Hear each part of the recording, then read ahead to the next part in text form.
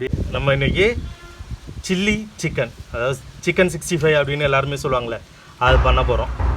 நல்லா க்ளீன் பண்ணியாச்சு, அந்த ரத்தம் எதுவுமே இல்லாமல் சூப்பராக க்ளீன் பண்ணி வச்சுட்டோம். எல்லோரும் கொஞ்சம் பெரிய பெரிய பீஸா போடுவாங்க 65க்கெலாம். நம்ம சின்ன சின்ன பீஸாக போட்டிருக்கோம். நமக்கு சின்ன சின்னதாக இருந்தால் தான் பிடிக்கும், குட்டி குட்டி பீஸாக இருந்துச்சுன்னா தான் பிடிக்கும். அப்போ தான் உள்ளே நல்லா அந்த மசாலெலாம் இறங்கி இருக்கும், சாப்பிட்ற போதும் நல்லாயிருக்கும். உள்ளே வெறும் கறியாக கடிக்கிற மாதிரி இல்லாமல் அந்த மசால் எல்லாம் உள்ளே இறங்கி சாப்பிட்றதுக்கு சூப்பராக குட்டி குட்டி பீஸாக இருந்துச்சுன்னா நல்லாயிருக்கும். ஓகே, இப்போ செய்யலாமா? நல்லா க்ளீன் பண்ணி நல்லா வடிகட்டி வச்சுருக்குறோம். இன்றைக்கி ஒரு 3/4 கிலோ சிக்கன் எடுத்துருக்கோம்.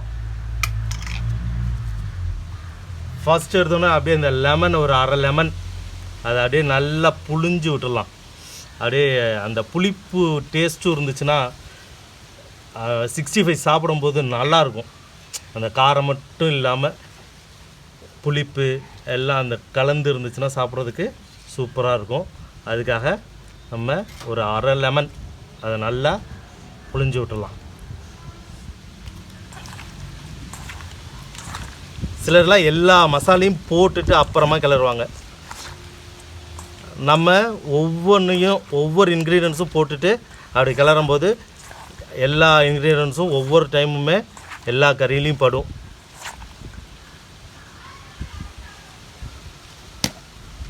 அடுத்தது உப்பு. என்னடா அளவுலாம் சொல்லேன்லாம் எதிர்பார்க்காதீங்க. நிறைய பேர் அளவு சொல்லுவாங்க, ஆனால் சமைக்கும் போது நம்ம என்ன அளந்தா போட்டு பண்ண போகிறோம், அதெல்லாம் கிடையாது. அந்த அந்த பொருள் எவ்வளோ தேவைப்படும் அப்படிங்கிறது அது நம்ம போடும்போதே, யூஸ் பண்ணும்போதே, சமைக்கும் போதே அதெல்லாம் நம்ம தெரிஞ்சுக்குவோம். இப்போ பார்க்கும்போது இன்னும் கொஞ்சம் உப்பு தேவைப்படுற மாதிரி இருக்குது. அதனால் நம்ம லைட்டாக இன்னும் கொஞ்சம் சால்ட்டு சேர்த்துக்கலாம். சால்ட்டு பத்தாமல் போயிருமோலாம் எதுவுமே கவலைப்பட வேணாம். நம்ம ஒவ்வொன்றும் சேர்க்கும் போதும் இஞ்சி பூண்டு மிளகாத்தூள் எல்லாம் சேர்க்கும் போதும் இதுலேயும் எல்லாத்துலேயுமே கொஞ்சம் அந்த உப்பு இருக்கும். அதனால் அது கரெக்டாக அந்த மசாலில் டேஸ்ட்டு கொடுத்துரும். அடுத்தது மஞ்சள் போட்டோம்னா அந்த கறியில் எந்த ஒரு கிருமி எது இருந்தாலும் அதை எடுத்துரும். அதுக்காக தான் நம்ம மோஸ்ட்லி நம்ம இந்தியன்ஸ் சமையலில் மஞ்சள் சேர்த்துக்கிறோம். எதுக்குடா 65க்கு இவ்வளோ மஞ்சள் சேர்க்குறாங்க, 65 கலராக தானே இருக்குமேன்னு நிறைய பேர் எதிர்பார்ப்போம். நமக்கு கலருங்கிறது முக்கியம், அதே டைமில் நம்ம ஹெல்த்தியாக சாப்பிடணுங்கிறது ரொம்ப முக்கியமானது. அதனால் நம்ம ஹெல்த்தியாக என்னென்ன தேவைப்படுமோ அது எல்லாமே போட்டுக்கணும். அடுத்தது இஞ்சி பூண்டு பேஸ்ட்.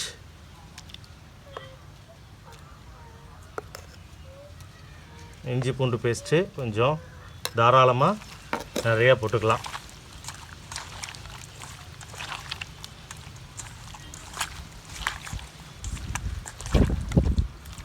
பாருங்கள், நம்ம எல்லா மசாலாவும் போட்டிருக்கோம்.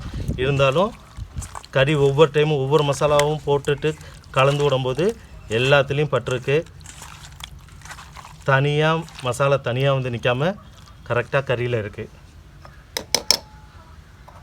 அடுத்தது சின்ன வெங்காயம் அரைச்சி வச்சுருக்கோம். வெங்காயம் சேர்த்தோம்னாவே டேஸ்ட்டு தான். அதுவும் சின்ன வெங்காயம்னா இன்னும் டேஸ்ட்டு. அதுக்காக தான் நம்ம மெயினாக இல்லை சின்ன வெங்காயம் சேர்க்குறோம், ஒரு டேஸ்ட்டுக்காக.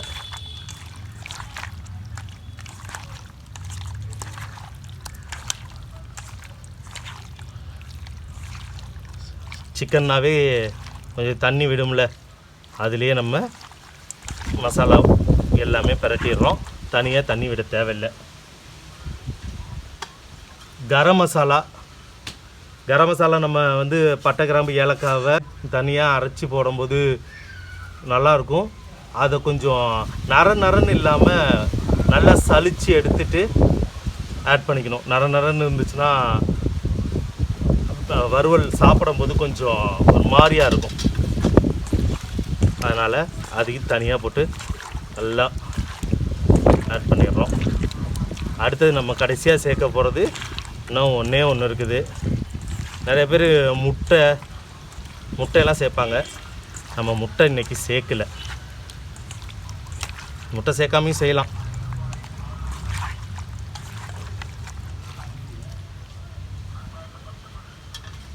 அப்புறம் கார்ன்ஃப்ளவர் சேர்ப்பாங்க. நம்ம கார்ன்ஃப்ளவர்லாம் சேர்க்கல. அதெல்லாம் ஏன் தேவையில்லாமல் சேர்த்துக்கிட்டு கடைகளில் டேஸ்ட்டுக்காகவும் வெயிட் ஏற்றுறதுக்காகவும் கார்ன்ஃப்ளவர்லாம் சேர்ப்பாங்க. நம்ம வீட்டுக்கு நம்ம ஆரோக்கியமாக சாப்பிட்ணும், அதுக்காக வேணும். அதனால் அதெல்லாம் சேர்க்கலை. அடுத்தது இது வந்து காஷ்மீரி மிளகாய்த்தூள். அது போடும்போது கொஞ்சம் நல்ல கலர் கிடைக்கும். அவ்வளோவா காரம் நமக்கு தேவையில்லை. சின்ன குழந்தைங்களாம் வீட்டில் வந்து சின்ன குழந்தைங்க மோஸ்ட்லி சிக்கன் 65 விரும்பி சாப்பிடுங்க. காரங்கும்போது அவங்க சிலரால் சாப்பிட்டதுக்கப்புறமும் கஷ்டப்படுங்க. சாப்பிடும்போதும் சில பேர் காரமாக இருக்குன்னு சாப்பிடாமல் வச்சுருவாங்க. அதனால் நம்ம காஷ்மீரி சேர்த்துக்கிட்டோம்னா நமக்கு கலரும் கிடச்சிரும், காரமும் அவ்வளோவா இருக்காது, டேஸ்ட்டும் அந்த டேஸ்ட்டை கொண்டு வந்துடும். 65க்கு உரிய டேஸ்ட்டு. இப்போ பாருங்கள், நம்ம எல்லாமே சேர்த்துட்டோம். நம்ம கடையில் சேர்க்காமல் இருக்கிறது என்னென்னா கார்ன்ஃப்ளவரு, முட்டை, இது மட்டும்தான். அதெல்லாம் இல்லாமையே நம்ம சூப்பராக நல்லா டேஸ்ட்டாக செஞ்சிடலாம். இப்போ பாருங்கள், ஒவ்வொரு கறியிலையும் குட்டி குட்டியாக கட் பண்ணி போடவும் அப்படியே அந்த மசாலா ஒவ்வொன்றும் தனித்தனியாக ஒவ்வொன்றுலேயும் இறங்கி இருக்கும். பெருசாக போட்டு பண்ணுவாங்க, அது நமக்கு பண்ணுறதில்ல. இதில் பாருங்கள், அப்படியே மசாலா அப்படியே நல்லா இறங்கி இருக்கும். இது மாதிரி குட்டியாக பீஸ் போட்டோம்னா ஓகே, அவ்வளோதான். எல்லா மசாலாவும் போட்டு தனித்தனியாக இந்த மசாலாவும் பிரியாமல் கிடைக்குது. இப்போ இதை ஒரு மணி நேரம் நல்லா ஊற வச்சிட்டோம்னா சூப்பராக இருக்கும். இதில் மல்லித்தலை, புதினா தலை எல்லாமும் சில பேர் அரைச்சி ஊற்றுவாங்க. ஆனால் அது ஹரியாலி சிக்கன் மாதிரி ஆயிரும். நம்ம இப்போ ஹரியாலி சிக்கன் செய்யலை, நார்மல் 65 தான். இதை நல்லா ஊற வச்சுருக்கோம். இன்னும் ஒரு மணி நேரம் கழித்து இதை எண்ணெயில் போட்டு எடுக்க போகிறோம். அவ்வளோதான், ரெடி ஆயிரும். ஓகே, இப்போ ஒரு மணி நேரம் ஊற வைக்கலாம். ஓகே, பாய். நல்லா மசாலா எல்லாமே நல்லா ஊறி இருக்குது. மேரினேட் பண்ணி வச்சாச்சு. நல்லா ஃப்ரிட்ஜில் இருந்து இப்போ தான் எடுத்துகிட்டு வரோம். சூப்பராக மசாலா நல்லா இறங்கியிருக்கு. சட்டி காஞ்சிருச்சு, எண்ணெய் ஊற்ற போகிறோம். ரீஃபண்ட் ஆயில் தான் சேர்த்துக்கிறோம். இதுக்கு கடலை எண்ணெய் போடல, நல்ல ஒரு ரீஃபண்ட் ஆயில்.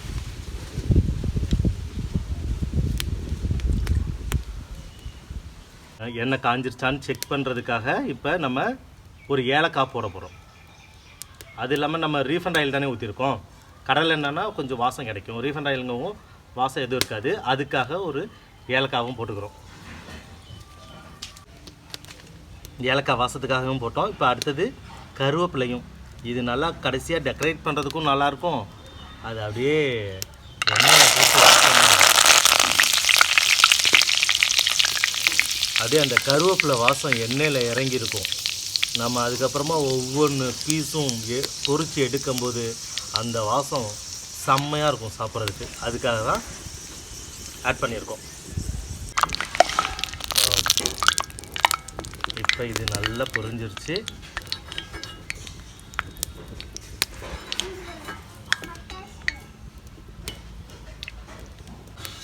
இந்த கருவேப்பிலையே இப்போ நம்ம வெளியில் எடுத்துடுறோம். இப்போ ரெடி ஆயிடுச்சு, எண்ணெய் ரெடி ஆயிடுச்சு. அப்படியே நல்லா மேரினேட் ஆன சிக்கன் பீசஸை அப்படியே போட போகிறோம்.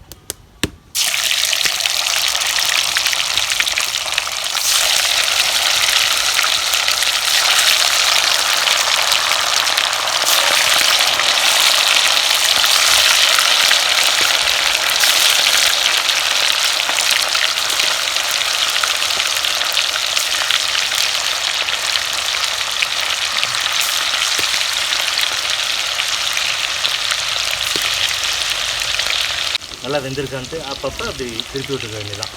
இதில் பாருங்களேன், அப்படியே எந்த மசாலாவும் பிரியாமல் இருக்குது.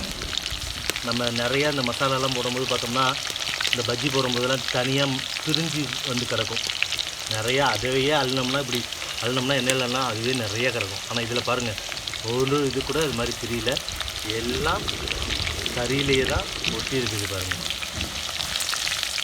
அழகாக ஒட்டி இருக்குது. எதுவுமே தனியாக பஜ்ஜி சாப்பிட்ற மாதிரி ஆயிடும் அப்படிலாம் இருந்துச்சுன்னா.